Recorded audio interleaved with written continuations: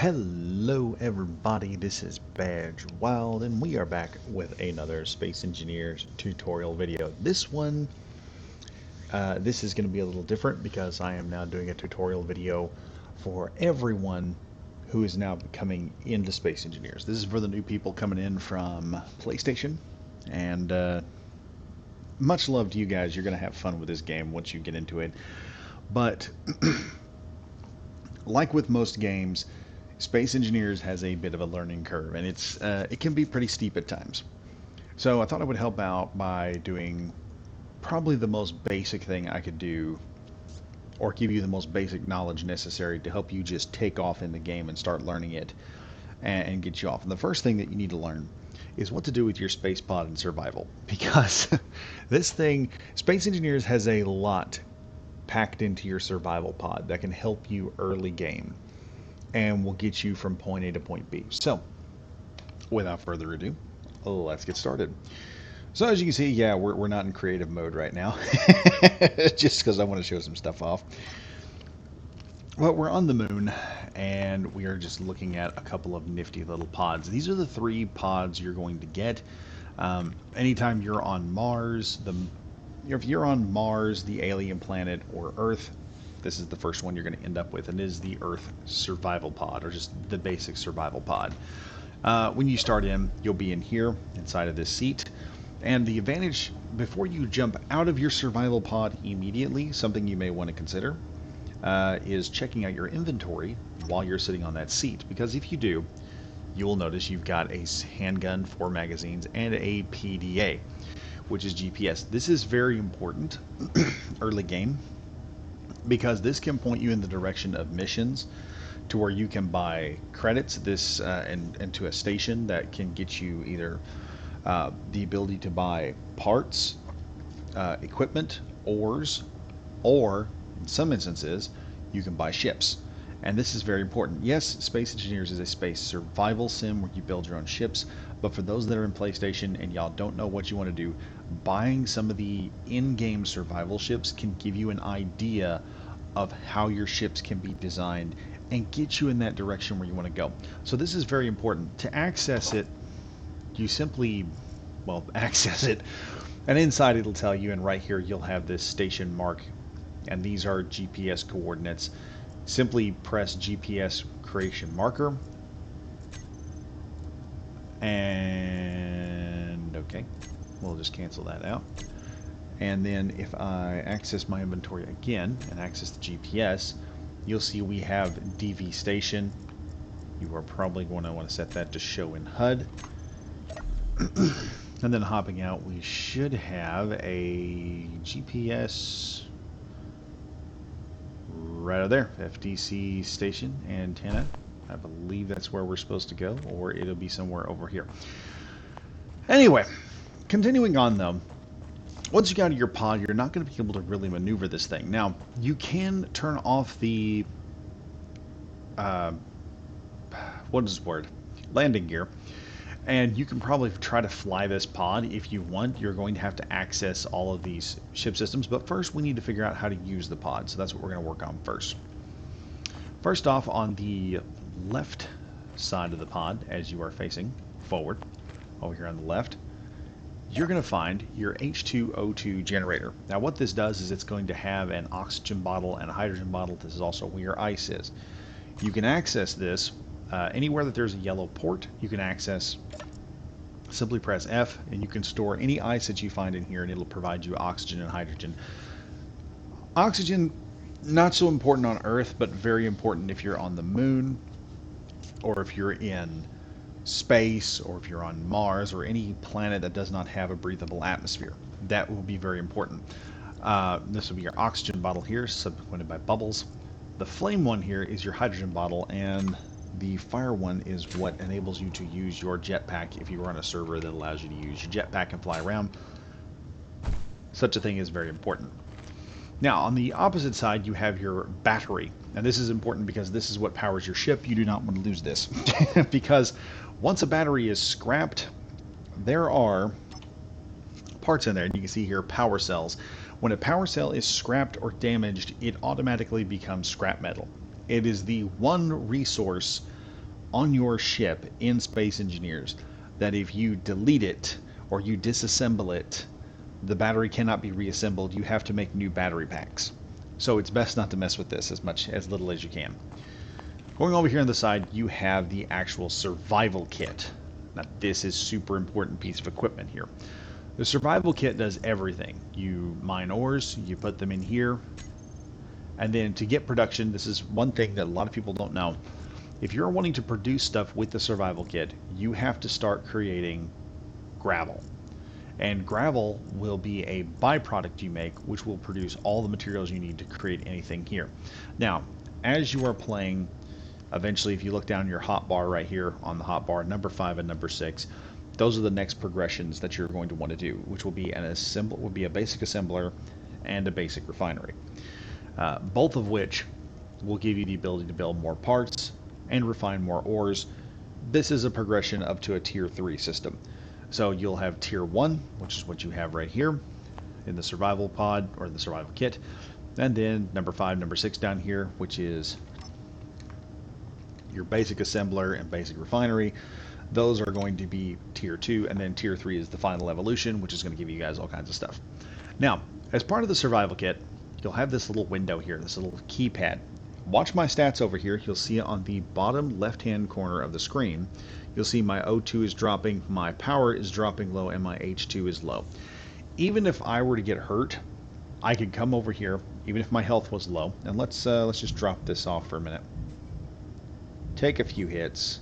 You can see my health is going down because I'm suffocating in Moon's atmosphere.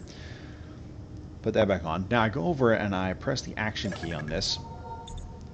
You'll notice that my energy, my health, and everything goes back up. This is very important because from here you can access your hydrogen, your oxygen, can both be refilled off of your oxygen tank, and all of that is interconnected. However, your seat is not connected to the rest of the pod. So anything in here that you want to get, you're going to have to get out on your own. You do this by accessing the seat, jumping into it, and accessing your inventory. And you can pull some cool stuff like your gun out, your magazines, and get your GPS. So, that being said, what about this other pod? Well, this pod here is the one you will have if you end up on the moon. And this is the Lunar Survival Pod, or Lunar Rover. And there are some differences here. Whereas this pod, you can technically fly it if you know how to fly a helicopter to an extent. You'll have to tilt side to side, and it will drift if you don't do it properly. This here, this survival pod, is just a rover. And unlike the others,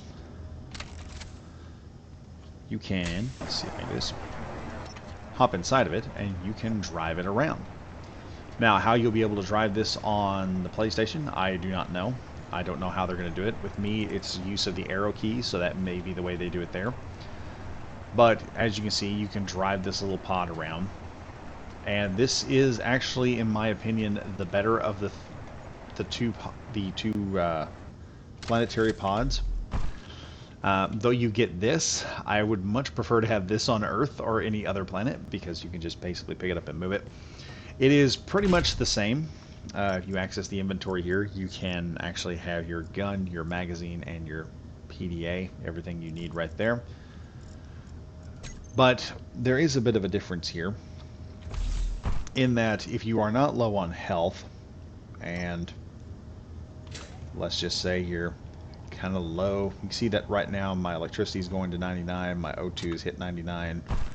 If I walk over here and jump into this, all of it builds up.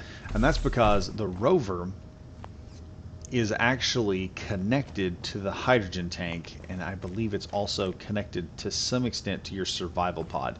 Your pod, everything about this is basically the same as the moon pod, or the regular drop pod. So your moon rover is basically the same. You got your battery over here. You have your H2O2 generator here. One thing I would tell players, if you get this pod, would be just to remove this one panel here. There. And now you have access to your survival pod, or your survival kit you can operate. Pretty much the same thing. And the advantage with this and the survival pod over here is They both also have this little device. If you're wondering what the cylinder is, this is an ore detector, and this will tell you where good ores are at. So if you find a place with a lot of iron, nickel, and silicone, you probably want to build there, because those are the next kind of things you're going to want to build. Or you find some cobalt. Cobalt is very necessary, and defense, so is magnesium. So you're going to have to get this stuff, and you're going to have to find it in these little ore detectors on here, and this antenna will enable you to find your pod easily. Also, this ore detector will also enable you to find any ores. So both of these pods have this. They also both have the thruster pack. Unfortunately, I don't think... Yeah, they do. They also have, both of them have a hydrogen generator too. So you can technically fly these things if you want. Not recommended, because you're gonna have to try and tilt these things, and it's not going to be that effective. The pod does not have a gyroscope, I believe, and I don't know. I don't believe. Yeah, this one does. This pod has a gyroscope. The drop pod does not have. So you would have to build a. If you wanted to fly the drop pod as a ship, you'll have to put some stuff. I'll do a video showing you guys how to turn the drop, how to convert the drop pod into a usable ship, and you guys can fly it around and show you guys how to fly it and everything else. There's some things you got to do while you're in survival mode. But let's get on to the big boy. This here, well, most of you are probably looking at it, this is a ship, and it is a pod. Welcome to the survival ship, or space pod as it's called. This is a bare minimum ship that you can build in Space Engineers. Is this the most combat worthy vessel? No, by all means, no. Dude, if you have the opportunity to buy a combat ready vehicle, take it if you can, because this is not the best thing to have in combat, but it is good to get you around Space Engineers and get you around. This is what you'll get if you just pop out into the black of space. You'll usually be near some kind of asteroid. And the entire ship is interconnected, so everything you need is here. It has everything you could possibly want. In fact, if I recall, I think the survival pod, I believe this pod here, let me check real quick.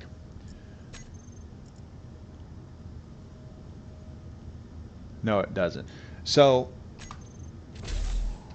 the difference between these pods and this one is the space pod actually has self-contained power, meaning it can power itself, whereas the survival pods, you'll have to add a solar panel, or you'll have to add some type of power generator that you can turn on and just generate your own electricity off of it.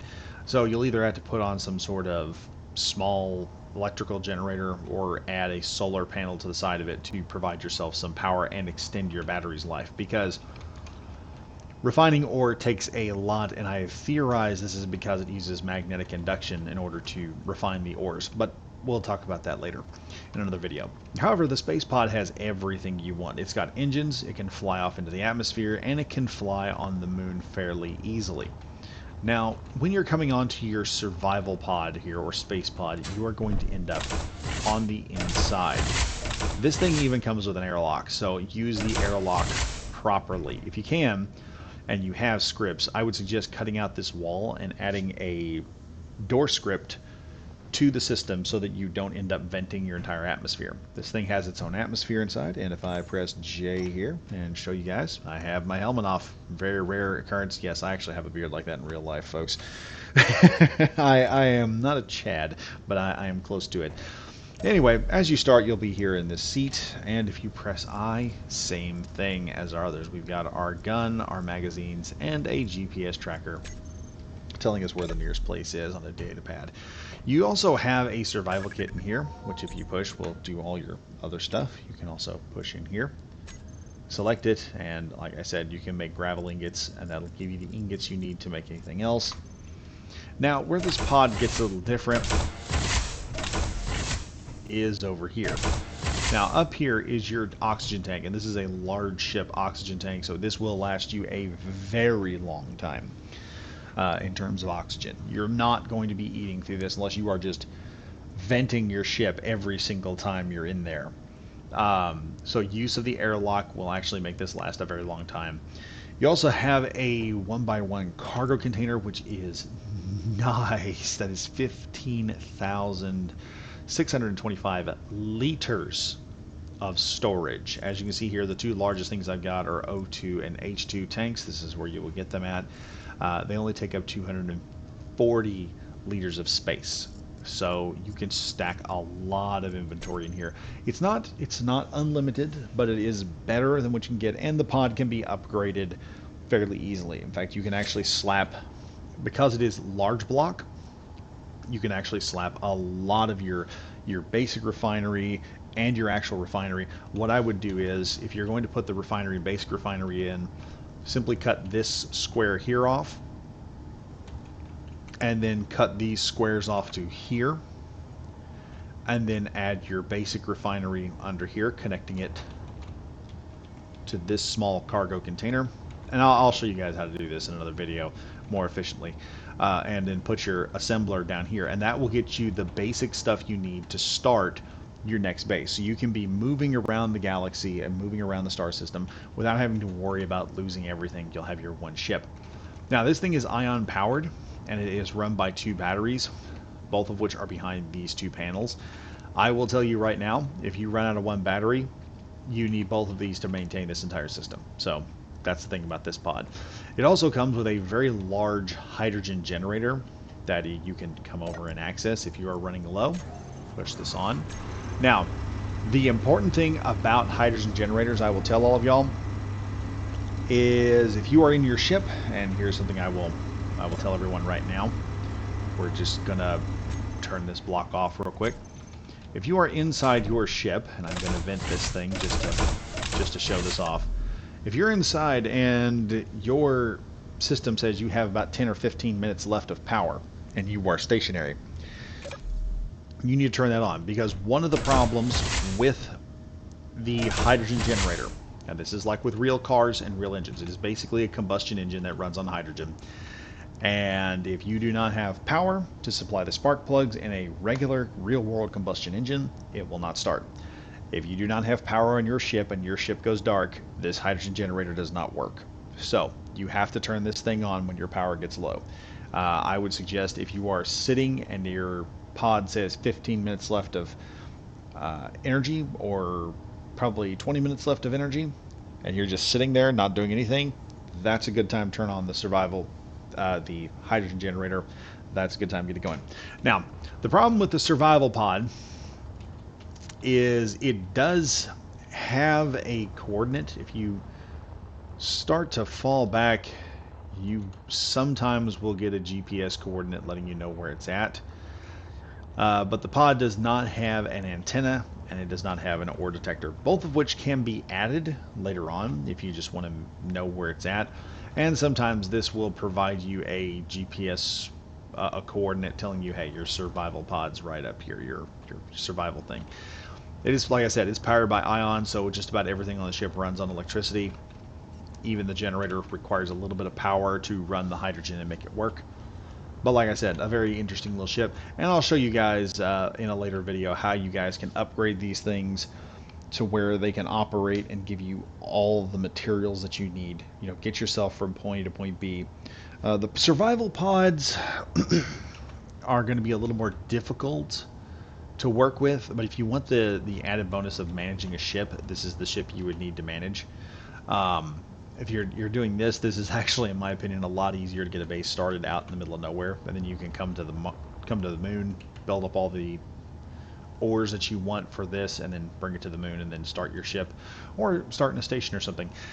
There is a poll that has been up for a while. You guys can join if you can figure out when the next Survival Under Fire goes on. You can see me and a couple of guys try to figure out how to survive in one of these things while constantly being shot at by different robots. But y'all won't be doing that in PlayStation. But anyway, folks, that's the idea. That's the 3 main pods you are going to have in Space Engineers, and where they're going to be operating at. Like I said, most of your planets are going to be done with the basic survival pod. The rover is going to be used on the moon, and this bad boy right here is going to be used out in space. So now you know where everything's at, you know where to find it, and you know how these pods operate. Anyway, folks, hope you guys enjoyed the video. Hope this was informative to all the new PlayStation users that are going to be coming into the system. Hope you guys enjoy playing this game as much as most of us veterans have already been enjoying. And as always, we hope you guys stay safe, stay frosty, and I am Badge Wild, signing out.